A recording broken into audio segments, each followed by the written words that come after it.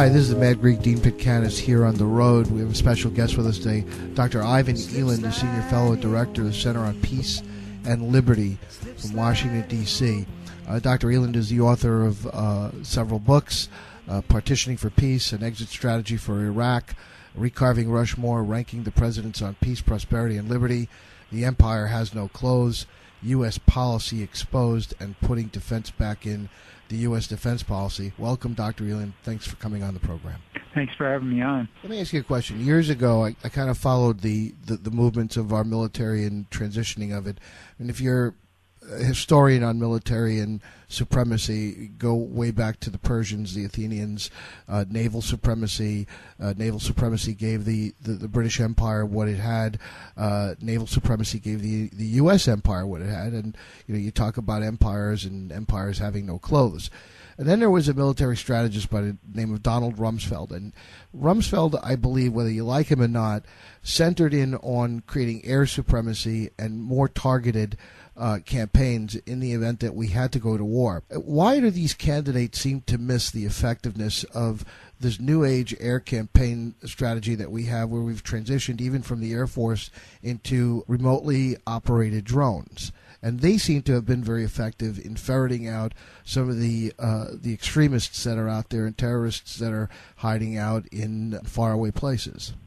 Well, I think air campaign can be very effective, and but against a conventional enemy. I think Rumsfeld's original idea to rely more on air power and less on ground power. Previously, the ground power was supported by the air power, but in the second Gulf War, Rumsfeld had this idea that air power could do most of it, and the ground forces would support the air power. And I think that actually worked.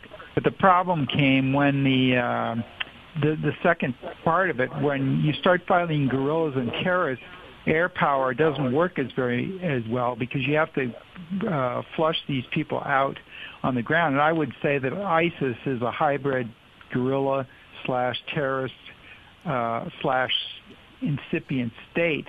And so you can hit a certain amount of targets because it is a state with air power. But then when you start to hit civilians, and you do, even when you're not trying to by mistake, you can end up making more jihadists than you eliminate. So I think most guerrilla warfare experts will say you can't kill your way out of an insurgency. You've got to solve the underlying problem, or at least get some sort of a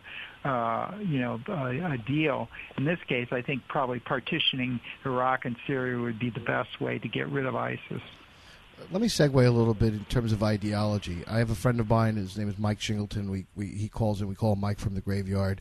Many years ago, he sat on a council at Harvard University with Graham Allison and talked about fundamentalism, extremism, theocratic fundamentalism, how it separates people. Let's talk about ideologies and revolutionaries. In the 50s, you had Che Guevara, Fidel Castro. You have a very passionate Latin American revolutionary structure. It happens from time to time. You even see them when regimes are toppled, with Pinochet in Chile and stuff like that. Now, why hasn't a more pervasive, blanketed revolutionary approach existed in South America, time in memoriam from then, to a separatist type of radical Islamic terrorist type mentality in ISIS, that even those who are deeply rooted in Islam as a faith will tell you that they are not practicing Islam, that they are not practicing a religion, that they're practicing some type of a separatist movement. How is it that their campaigns are growing at ISIS globally in structure, but the campaigns in South America of the 50s remained, fractioned? Sandinistas in Nicaragua, the freedom fighters in Argentina and Cuba. Can you tell the listeners the differences in the social structures of these movements? Well, I think that the Latin American revolutionary movements were based on local grievances. That they had a bad distribution of wealth.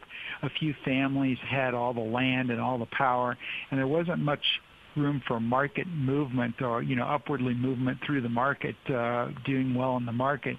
I think these Islamist revolts are partially local, but they're also an anti-colonialist, anti-Western type of thing. And I think it's certainly has the trappings, as you mentioned, of Islam, but as most, this is just a tiny fraction of people who practice the Islamic faith. It's a radical fringe, and it has less to do with Islam and more to do with ethno-sectarian grievances, economic grievances, and anti-Western, anti-colonialist grievances as well. So I think, these movements have taken the veneer of Islam simply because in most of these countries there's been oppression, and the only place that where free ideas were allowed at all was the mosque, and therefore political Islam has gotten much prestige in some of these places simply because it was the only alternative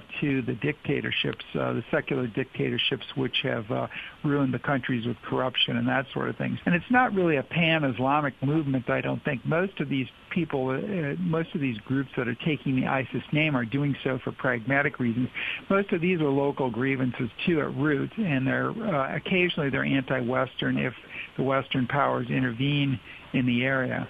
News has come out recently about possible tensions between the United States and Saudi Arabia. We can follow the price of oil. Maybe the Saudis tried to undermine our ability to export oil here. I know I'm segueing a little bit, but how does the incoming Deputy Crown Prince Mohammed bin Salman and what's going on now with the saber rattling in Saudi Arabia have or potentially have an effect with an expansion, maybe a collateral expansion of ISIS and a possible common ground? I know that when you look at Iran, the toppling of the Shah's regime in 1979, there was a theocratic element there. Is there a potential here for fomenting the enemy is my friend mentality with Saudi Arabia at this point?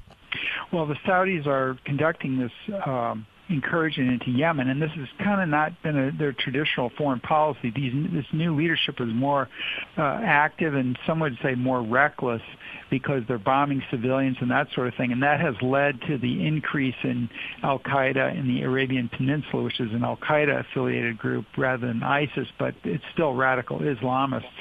And I think that's been documented by Greg Johnson and other journalists in Yemen, and this is a problem, and I think that's why the Obama administration is trying to rein in the Saudis there without much success, because this is increasing Islamic fundamentalism in Yemen and may have a reverberation across the region.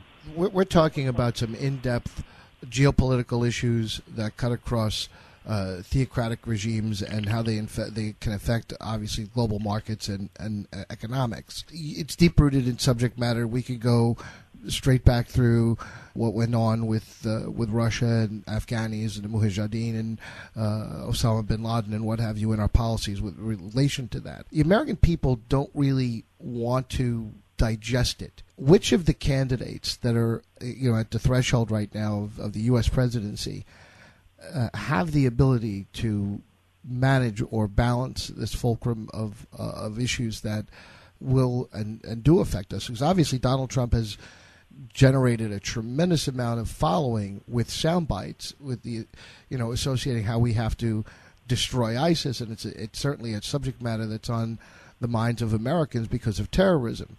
But as we opened up the program, some of these candidates don't have a plan. How do you believe Hillary Clinton would handle these issues as a former Secretary of State and having foreign policy experience? Well, I think, we have the last two presidents haven't had much foreign policy experience, and that has been a problem when they got into office, George W. Bush and Barack Obama. I think if Donald Trump got in, you'd have the same problem. If Hillary Clinton gets in, she's got all the experience, but her judgment has been sort of bad in certain issues. She supported the disastrous Iraq War, and then she also, after that was proven it was disastrous to overthrow leaders and create a vacuum in countries, she was advocating removing Muammar Gaddafi, and of course we got the same effect as we had in Iraq which was chaos, and we now have terrorists running around, and the same situation in two different countries, and the countries are different, but this principle is the same. If you just go in and overthrow leaders, no matter how autocratic. The reason for the autocratic leaders in some of these countries is the fact that the country won't hold together because of ethno-sectarian tensions in the case of Iraq and Syria, or in the case of Libya, it's tribal contentions without a strong leader. And so we may hate these strong leaders, but if we go in and willy-nilly overthrow them, you're going to get chaos. And that's what Hillary Clinton advocated even after Iraq was a failure. So I think her judgment's in question. She has a lot of experience, but the question is she's very hawkish a lot of the time, and she's certainly the most hawkish of the three remaining viable candidates. I'm with you on the policy issues. Would it make sense to suggest that even Donald Trump might get it right, considering that he's hit all the same bullet points that you just spoke of, recognizing those bullet points in terms of, even to some extent Bernie Sanders, but Sanders probably would never be able to muster up the military intelligence to surround himself to be a commander-in-chief. Is it possible that somebody could surround themselves? You look at George W. Bush, the answer is no, because he surrounded himself with military hawks, and he made an absolutely disastrous decision to establish a quagmire, then having removed a general on the ground mid-drift with training Iraqi forces to take control of their sovereignty, and having Paul Bremer destroy a state and causing, in effect, what we're seeing today. And that's absolutely clear to me that that's what happened. But those that recognize the mistakes of our past, are they capable, the Donald Trumps, are they capable of putting a consensus group and a staff around them that can handle this matter? Well, I think Trump has exhibited some good tendencies in questioning the alliances that the U.S. has, whether they're still valid, and at least reassessing them, and realizing that a lot of our allies freeload, as Obama said about the Saudis, but it's also true with the Europeans and the East Asians. And I also think that Trump has come out and said he was against the Iraq War and that sort of thing. So I think he has some good inclinations. He would, I think, have to get, if he became president, he would have to get a good staff around him, because he doesn't really have the expertise. But maybe in certain respects that's good, because he hasn't bought into all the problems of the current U.S. foreign policy. But on the other hand, some of his trade policies and things like that, I think, are probably, could start a trade war. So I think just depends. His security policies are actually better than his trade policies. But I think he probably needs at least some advice. And, maybe he'll have to overrule his advisors at certain points if his instincts take him there. But certainly if he became president, he has better instincts than the rest of the candidates. That's an interesting perspective, because I was telling my friends recently that, don't get so caught up in the hype on Donald Trump. He may very well be a standout candidate, but the trade policies that he's espoused himself to almost immediately lead to an inflation here of sorts. I mean, on economics, you start even an intelligent protectionist movement with tariffs and trade. The blowback on that is, I've seen it in China in certain instances. You won't get shipments out. Price of goods will go up immediately. Locally, you don't have the ability to put manufacturing back online fast enough. This is not you snap your fingers and then robotics to show up in 1 million square foot facilities where you're going to start making flat panel TVs and toaster ovens. It just doesn't work like that.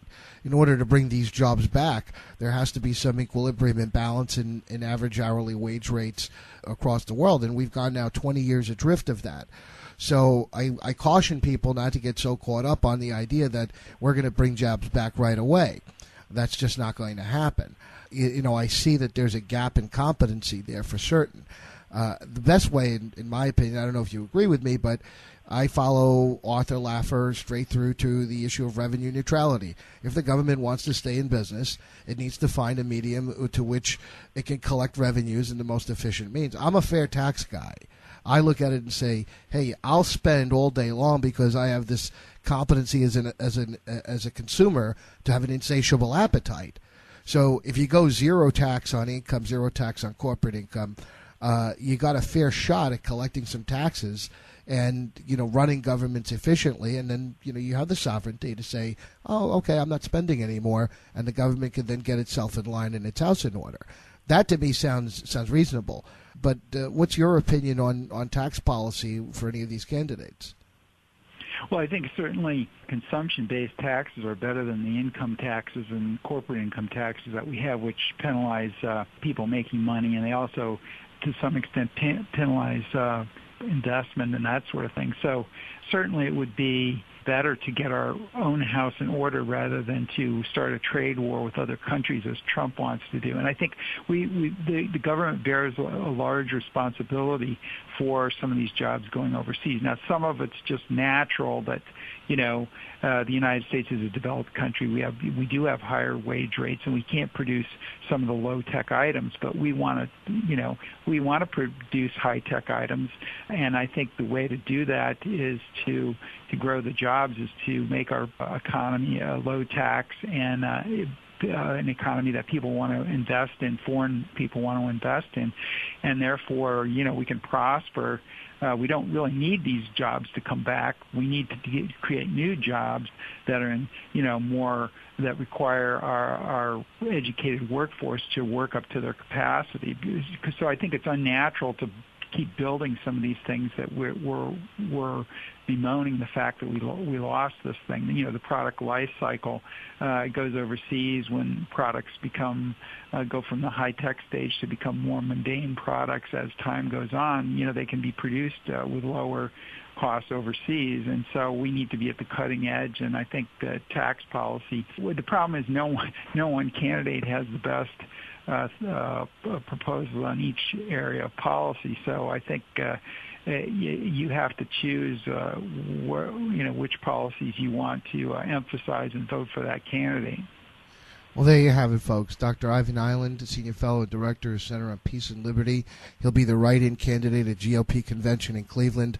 Vote for him in the first ballot. Get rid of all the other bums because they have absolutely no clue on domestic and foreign policy. Here you have an expert talking to you, American people out there. Get the knowledge. Don't perish. Go to the polls. Elect an electable candidate and know exactly what that candidate is capable of doing and not doing. Thanks very much for taking the time to be with us today. Thanks for having me on. I appreciate it. My pleasure. Thank you.